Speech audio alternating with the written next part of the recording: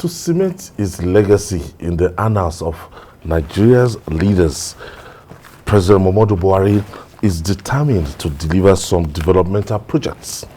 President Buhari says the second Niger bridge, the Lagos-Ibadan Expressway, and other key projects under Presidential Infrastructural Development Fund will be expected to be completed before 2023.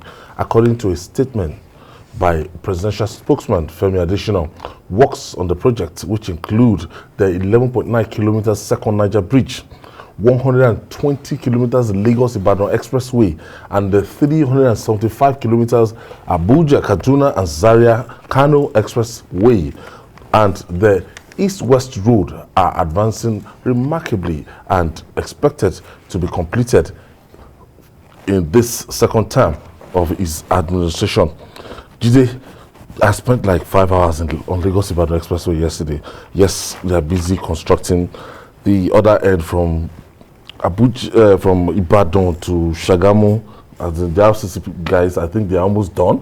But the one of Shagamu to Lagos, Jide, if the Mowe axis, Mowe and Ibafo end, MFM end right now, you can spend 4 hours on the spot or more.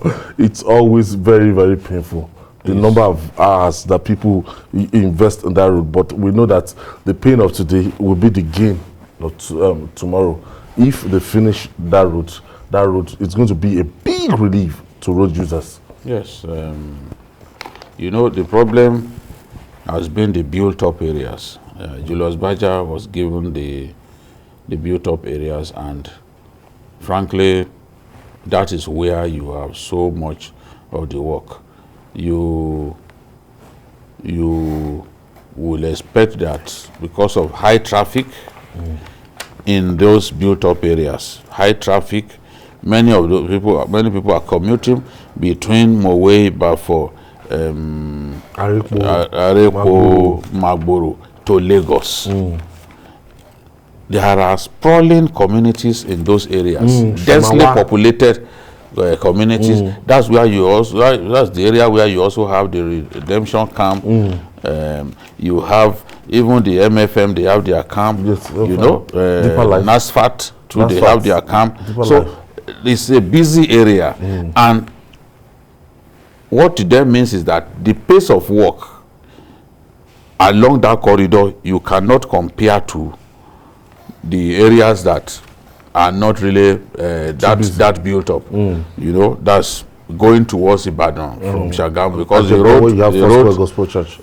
the contract was given to both Julius Baja and RCC. RCC had done so much from his end. Now, as you are entering Ibadan too, they are moving into Ibadan. That one too will take some time. That portion of the job will also take some time, because those are built up areas. So, you know, from Guruma Raji further down, they are built up areas. So this is the thing.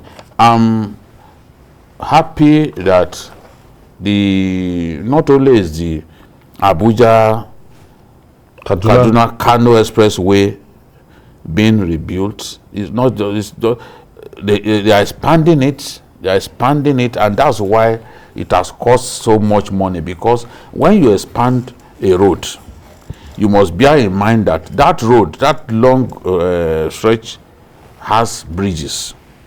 So when you expand, there are all kinds of implications, especially where the road is known to have bridges and you have made up your mind to expand.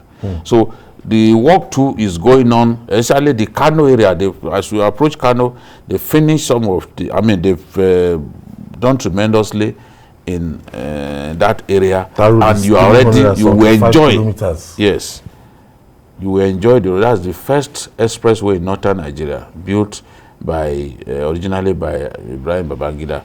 Now we are expanding it now. The administration is expanding it. So if the government can deliver all of these strategic highways before it leaves office, then that will be really fine.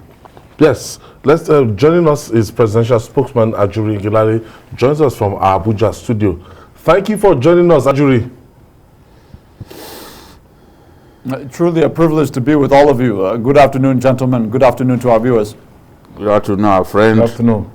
I'm sure you are happy when good news about road construction are seeping through. What would you want to tell us about this critical roads? Yeah, thank you very much. I think my joy really stems from the fact that, like you, I'm a citizen of this country, and what's good for one of us is good for all of us. Anytime you can make appreciable progress on 50 years worth of infrastructural neglect and deficit, it's something worth noting, particularly in view of the fact that we're dealing with the reality over the last 6+ years of 2 economic recessions, one once-in-a-century global pandemic, and consistently depressed oil prices. And despite all of those challenges, our people are seeing, social investment programs that didn't exist before, rail, roads, bridges, airports, seaports, power plants, dams, and all of that with very scarce resources. So there is a lot to be excited about. But I think the key is to go into the specifics when we talk about roads and bridges. I think the work done by the Federal Ministry of Works and Housing under the leadership of His Excellency Babatunde Fashola has been nothing short of exemplary, given those constraints that I've mentioned. You've looked at some of the key roads. When you look at the PIDF, of course, as you've alluded to, you're talking about the Lagos-Shagamu-Ibadan Expressway, which is going to be due for completion fourth quarter 2022. That is next year. You acknowledge that, yes, there's appreciable progress across several sections of that road. But again, it's not completed yet. So not everywhere will be built up yet. It will be all done toward the end of next year, but certainly by the end of next year, it will be fully completed. Then, of course, you have the second Niger bridge. A very significant project we've been talking about in this country for over 40 years. It was started from scratch under the leadership of Mr. President. We are going to complete that bridge next year. Not just the bridge, by the way. The original River Niger bridge was, as you recall, 4 lanes, two lanes. We're now doing three lanes, cumulatively 6 lanes. But we learned our lesson from the original River Niger bridge that we cannot have bottlenecks at the end. So you also have over 10 kilometers of 6 lanes expressway on the two sides of the bridge, which is very important. Of course, that's one project. Then the other side of it, as you referenced, is the Abuja, Kaduna, Zaria, Kano Expressway, also being expanded, as you mentioned. That's going to be into the first quarter 2023. So those are 3 major bridges that you have, 3 major road projects under the PIDF. But I think what's also very important is what is going on through the Presidential Executive Order 007 roads, as we call them. That is the Road Tax Credit Refurbishment Scheme, where we're unlocking private capital to develop moribund road infrastructure across the country. So under that scheme, essentially, we have private companies bringing their own finance upfront, and then we now pay them back over the course of time through calibrated tax relief over the course of maybe 5 to 10 years or so. So under that scheme in Lagos there, you have the Apapa Oworonshiki Tollgate Road, which is going to be completed within the next 6 months. That will totally decongest the infrastructure, road infrastructure around the port, and that's coming in conjunction with the Lagos to Ibadan high-speed rail line. So you're going to have the rail decongestion, and then you're going to have the road decongestion all coming together at the same time. Then, of course, under that scheme, you also have Onitsha Enugu Expressway being totally reconstructed by MTN.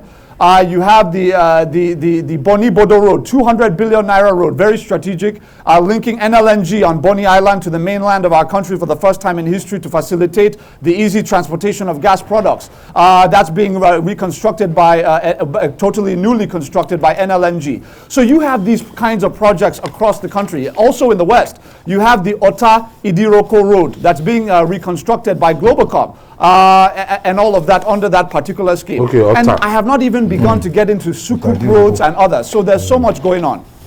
Now, I'm sure you've seen the news item in which the Senate was telling the president to declare an emergency on federal roads. The Senate harped so much on the deplorable, what it called the deplorable state of federal roads, which they described as a national shame. Well, there's really no running away from the fact, my brother, that we have very serious deficits in the country. That's not news to any Nigerian that's plied our roads, gone through our airports, or looked at our seaports and several other sectors. So our challenges are real. We have no illusions about them. But what we are saying is that given the very scarce resources available to the nation at the time that we've come in, as I referenced, the recessions and the pandemic and many of the other challenges we faced, are we making progress in bridging these deficits, bridging these gaps? And I believe that any person looking at it empirically, particularly relative to the previous 16 years where you had the highest revenues in history, but yet no social investment, very few rail lines and roads and bridges, etc., people would conclude that we've made progress. Now, with that said, I think it's very, very important to note that when we talk about our road infrastructure, my brother, I think this is a point that most Nigerians are not really familiar with, so I think it should be emphasized. You have 200,000 kilometers of road network in Nigeria across the country. You have about 35,000, that is 35,000 kilometers of that 200,000, about 16% belongs to the federation, belongs to the federal government. Federal government is responsible for 16% of the total road network in the country. Another 16% belongs to the state governments, right? And then the remaining 68% belongs to the local government areas of the federation. So the challenge we are talking about when we look at federal budget, I think there's a perception in the country that when we talk about federal roads, federal budget, that the federal budget under the Federal Ministry of Works and Housing is essentially supposed to cover all of the roads we see and ride on in the country. Very far from that. Out of the 35,000 kilometers of federal road in the country, we are currently reconstructing over 13,000. That's over a third of the federal road network in the country, many of which we're dualizing, some of them we're expanding, some of them we're simply reconstructing. Some of them we have to now build new bridges, some of them we have to maintain old bridges or upgrade existing bridges. So it's very complicated. And then you combine that with some of the issues around right-of-way, when we're talking about compensation issues, particularly on the interstate roads, like what we're dealing with right now along the local Oweto axis linking Benue and Nasarawa. We have the new local Oweto bridge that's going to be commissioned shortly. About 74 kilometers on both sides being reconstructed at the moment. We're having to deal with compensation issues, and that's going on across the country. So it is a complex issue. It is not necessarily the most simplistic. But what we are saying is this. All of the major road projects that we have started, we are going to complete them within the life of this administration. President Muhammadu Buhari issued an unprecedented directive, at least in the Fourth Republic, saying that every single ministry, including the Federal Ministry of Works and Housing, must be able to prove within this 2022 budget, for example, that they have sufficiently resourced all ongoing projects to the extent that they can be completed by 2023. Otherwise, they are barred from introducing any new projects. If we had that kind of leadership over the course of time in this country, we would be in a much different situation. But at least we have it now. We're not lamenting. We're looking forward. And we're saying we're making progress. But my brother, if you don't mind, I think aside from the major road projects I've mentioned, it's very important that I mention a few very critical projects. Right now, we have we're really focused on the interstate, the really key economic routes across the interstate routes in the country. So you're looking at things like how do we connect the Southeast, for example, a major commercial hub in the country that has really been in many ways not linked effectively to the rest of the country in terms of the movement of economic goods and services. You're now having, for example, the 9th Mile Enugu Otukpo Makodi Road, for example, totally being under total reconstruction. That is linked to the local Oweto Bridge I mentioned earlier. Over 60 billion spent on that bridge. That's going to cut transportation time on our road from the southeast to the middle belt by over 7 hours, just that one bridge alone, and then we're reconstructing both sides of it. So we're focused on the link points from geopolitical zone to geopolitical zone, making sure that from anywhere in the country you can efficiently reach other parts of the country. So now as you have the southeast link to the middle belt, Sure. we're simultaneously doing the Abuja, Kefi, Lafia, Makodi Road, which is about 221 kilometers. We're expanding about 5 kilometers of that through Maraba, where you know there used to be major bottlenecks coming out of Abuja toward Lafia. 5 kilometers of 10-lane expressway, the same one you have on the Umaru Muse Yaradua Expressway to Abuja Airport. Yeah. That is what we're putting in place. Three lanes and then 2 service lanes on the side of that, moving into Lafia. As we're doing that, we're simultaneously, this is all happening at the same time, reconstructing the Akwanga, Jos, Bauchi, Gombe Road. So you're now going to have a full link from the southeast up through the north central, up to the northeast. That will now also link, of course, to the west, through Abuja to Lagos, through Abuja up to Kano, and then through Abuja down to Port Harcourt, Delta, and Edo, and other states. So this is what we're focusing our scarce resources on, the reconstruction of those vital economic routes for the country. Fair enough. One of the suggestions that the federal lawmakers have made is that the Ministry of Works and Housing should immediately introduce weight bridges on on relevant portions of all federal highways to check overloading of trucks and tankers. Our roads are not designed to carry so much dead weight. What do you agree that this is something that the Federal Ministry of Works and Housing has to do immediately, and how will this help us in the final analysis? Yes, thank you very much. So yes, this is very, very, very imperative that these issues are dealt with. And that is why, fortunately for us, His Excellency Babatunde Fashola is not a man who will be sitting and waiting to be getting things done. He does things simultaneously. So as we talk about road construction, it's not as simple as just laying pavement. We are also, under his leadership, we've been able to now put in place the Highway Development and Management Initiative, HDMI, which essentially mobilizes private capital to the tune of about, I believe at the outset, 1.1 trillion in private capital to develop not just road networks that will now be have e-tolling stations on them to be able to recoup those investments, but also having things like way bridges, having things like rest areas, Western style rest areas. If you go to the United States and you go across, if you see the interstate highway system, you're going to be seeing rest areas, way bridges, and things of this nature along those lines. That is what we're bringing to bear in Nigeria through the HDMI. So that's part and parcel of what we're doing. I think what I would just say in the final analysis is that I've talked a little bit about the south-south, the southeast, at the middle belt, and then the northeast. But what's also very important, and you mentioned this in your intro, was the Abuja, Kaduna, Zaria, Kano Expressway. But on top of that, my brother, it's one thing to go up to the north from Abuja. It's another thing entirely creating an interstate network across the north, so that you have those economic routes to ensure that prosperity is coming from all parts of the country. That is why in recent years we've made huge investments in 2 major roads. The Kano-Katsina road essentially takes you, let's just assume we're going from Abuja to Kano now.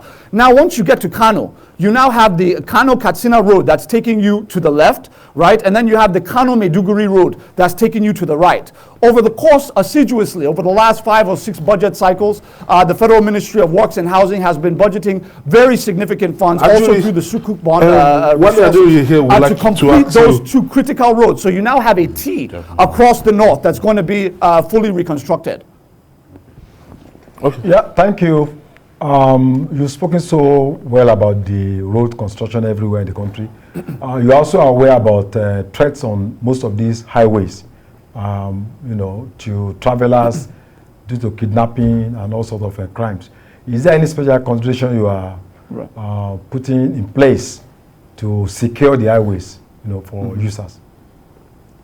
And even contractors. Yeah. Yes. Yes, given the prevailing conditions in which we find ourselves as a country, there's no doubt that security must be an imperative when we talk about infrastructural development and highway reconstruction. But it's very clear and evident, I think, to everybody that in a situation where you're going to be having these kinds of right-of-way facilities, you're going to have more opportunities and more established points at which security operatives can functionally operate. That's one part of it. The second part of it is where you have quality road infrastructure. Very naturally, you're not going to have the kinds of conditions that robbers and kidnappers really thrive on. When you talk about very terrible road networks where people are perpetually slowed down, you have traffic buildup, that provides opportunities for these criminal elements to conduct all sorts of operations. So when you have, naturally, when you're reconstructing your roads and they're in a better condition, you limit the opportunities of some of these criminal actors to do what it is that they want to do. But, I think what's important, if I may, please, my brothers, earlier in the conversation, you were having a conversation about national security, which is very pertinent, without a doubt. But I think there's one caller, I think his name was Etsu from Mina, if I'm not mistaken, from Niger State. Yes. And he was making the point that we have to be very mindful about how we talk about ourselves as a nation. The reason why I think that's very important is it's very easy to get caught in this pattern, this loop of perpetually lamenting, perpetually crying out about what is wrong, and not even looking at what is going well, what we're doing well, what we're even doing past many of our contemporaries on the continent. We're not talking about it because we're fixated on some of these more negative issues. I'm not saying that we should not report and discuss these negative issues to find solutions, but let us establish a culture of constructive criticism, not this one where we just lament in these cycles that really produces no solution, it produces no alternative, and all of that. And I think the last point on this is that the United Nations Office on Drugs and Crime, ODC, released a report on violent crimes and criminality, things like murder, for example. And what did they find? In nearby South Africa, that has a fraction of our population at about 40 million people, as against 200 plus million people, they're averaging about 58 murders every single day. The United States, 300 million people, and we always look at the United States as kind of the heaven on earth. That is the tendency, right? They're averaging about 53 murders per day. In Nigeria, you see the news every day. It's very difficult for you to see a murder in the country that is not reported by the local news, by the DPOs in Onitsha or Lafia or wherever the crime is taking place. Now, we're averaging in the UN report 11 murders a day. But if you listen to the conversation in the country today, you would think we are like Somalia, like Pakistan, like it's madness, like there's insecurity everywhere, when in fact, it is not even close to some of our neighbors. The difference, my brother, is that the way they report themselves is very different from how we discuss and report ourselves. If you watch CNN, you will not see all of the murders that take place across the US. Do you know why? They have a strategy. You know why we asked that question? Because we want those roads delivered on time. Yes. And security has to be provided for those building roads if they are to be delivered on time. I know road projects that have not been delivered in Borno State because that's like my second state. I go there a lot because of insecurity. So the question is meant to draw out some form of response from you as per what are we doing, so even that even the contractors, and people want to kidnap them for dollars. So as per what are we doing as we deliver this project, as we seek to deliver this project? Some of these contractors would be targeted by these evil people, and it's not that a road that stop the road, even that we have delivered a good road, is no guarantee that people won't be kidnapped on those roads. Even here on Lagos, the Shakpade area of Lagos by the expressway, the road is smooth, but they still kidnap people. They can block the road. They can dress up like soldiers, policemen, and we would think that these are normal policemen. They will kidnap people.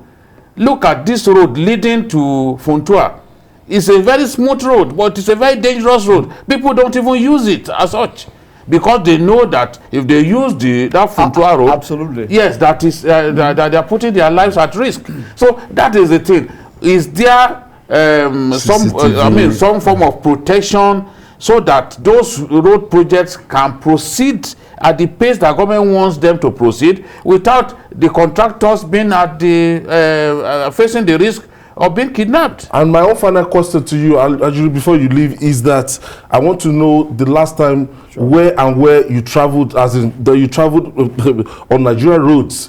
Where and where did you go to? Let me hear the stretch. Absolutely. And because the picture you are painting now is that in the last 5-6 years that the government, they've made effort to fix most of these roads, but I can tell you the deplorable state of roads, especially people that travel through road that they don't have the luxury of flying to fly. So the roads are now so bad.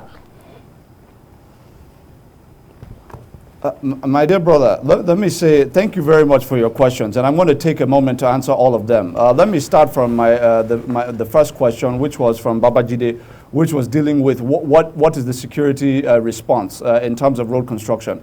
First of all, we would not have been able to make the kind of progress we've been making across rail construction, road construction, dam construction, all these other things we're doing, airport construction, etc., if these construction workers were not being protected as they were doing the work that they're doing, right? That speaks for itself. But I think what's also important is that where you have gaps, this is why we're having the implementation for example, of the community policing initiative, ensuring that those officers and security agents who know the nooks and crannies of the various localities across the country are being empowered to effect surveillance and conduct their operations in their localities. That's a big part of what we're doing, and that's going to have a direct bearing in terms of road security. It's much easier of course, secure an environment you know like the back of your hand than to be sending somebody from Abuja to be watching over an area that they're not even familiar with, that they now have to be trying to engage with communities just to find the back roads, right? So local community policing is going to be very important in that regard. And then, of course, you have these regional outfits like Amotekun, who have now come up as well, who can also assist, the federal police as well when we talk about some of these issues, not to speak of course, the Nigerian military.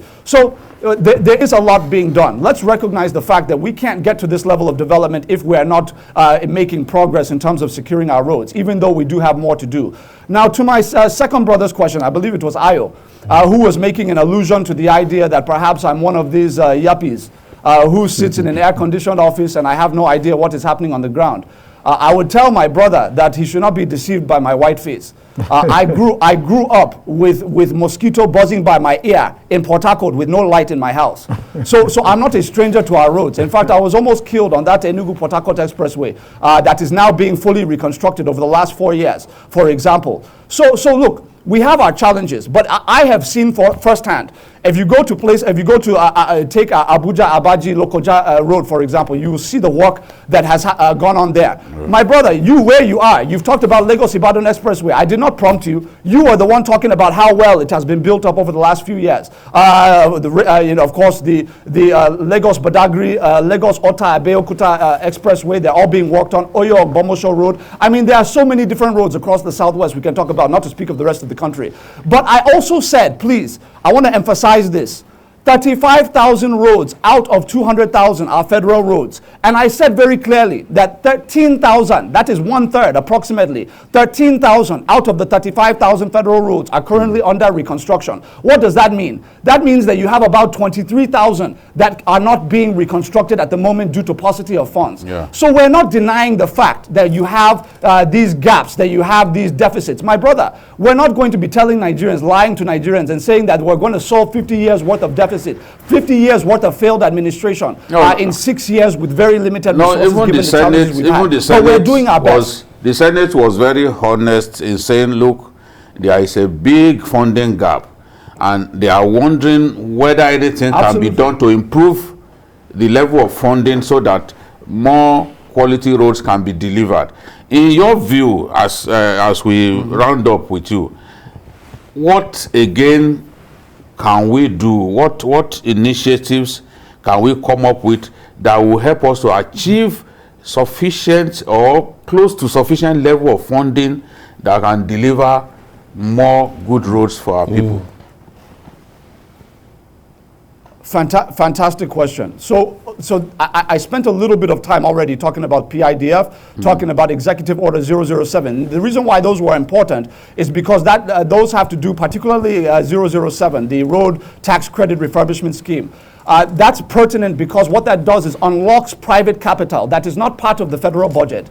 Unlocking private capital so that private companies will spend their resources in exchange for future tax relief. That is just one of the innovations we've brought in terms of looking for alternative sources of funding.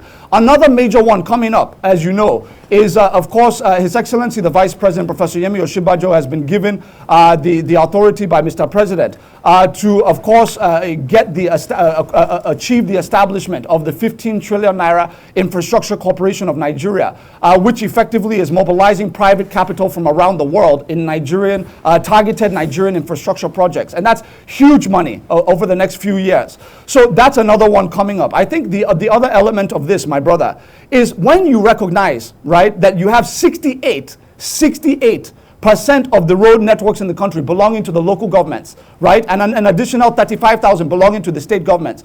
Right now, state governments are asking for state police. They're asking for more responsibilities. And you ask the question, you're asking for more responsibilities at a time when even the roads that are under the state governments are not being reconstructed. Right? The local government roads are not being reconstructed. It was actually President Muhammadu Buhari that put in place the new NFIU guidelines that have now led to the local government autonomy. They are now receiving their allocations directly, bypassing the state governments. This had never happened before. So what the president understands is that while other people are campaigning on restructuring, he is actually operationalizing restructuring in the country. We want our local governments to have the cash to be able to deal with the unique challenges that they have. If you have 68% of the roads in the country that we're traveling on belonging to local governments, it's very important that local governments have their cash. Finally, they do, and hopefully they'll do the right thing with that cash. Well, thank you, Ajuri, Ngelale. Thank you. You can even sell snow to the It's good at what it does. Well, Ajuri, thank you. Thank you so much. You're making us proud, Ajuri. No doubt. At least to tell us what the federal government is doing, and the thousands of thousands of kilometers of federal roads being built from the federal government to the state government. I never even knew that that's the breakdown. No, that's the value of having someone like him come on the show so that I can break these things down. Yes. Well, we wish you Godspeed. Thank you. Thank you, Ajuri Ngelale. Thank you for joining us. Thank you guys. Yeah, what do you say? We'll get there. We'll get there one day. We can't deny the fact that for a long time, successive administration neglected those things, abandoned. It's the funding issue. Funding is a critical When was issue. Lagos Ibadan Express Road built? 78. 1978. That's 40 years ago. And then the Goodluck Jonathan began the reconstruction. Not refurbishing, not rehabilitation, the reconstruction of that. Yes, they're reconstructing the road. Then when this administration came, they stopped work. Yes. And then funding gap. Yeah, they did some rescoping, and then they continued again. That road had no business lasting this long. I'm telling you, if because you remember, the pace with which they were doing it at that time. By Courtney. And by Courtney was there. By Courtney didn't have the capacity. They didn't have the capacity, so government took it over, and the Goodluck Jonathan administration, through the infrastructure bank, were then funding it on their own. And the pace of work was fast, but the administration was kicked out of office. That's why up to now we are still on. But he's not spoken on this topic as well. Well, the road is too significant, not just for Southwest. It's the link road to from Southwest, the economic nerve center of the country, to the Southeast, to the North. So it takes not less than 250,000 vehicles every day. And it's also very strategic, for the entire West Africa.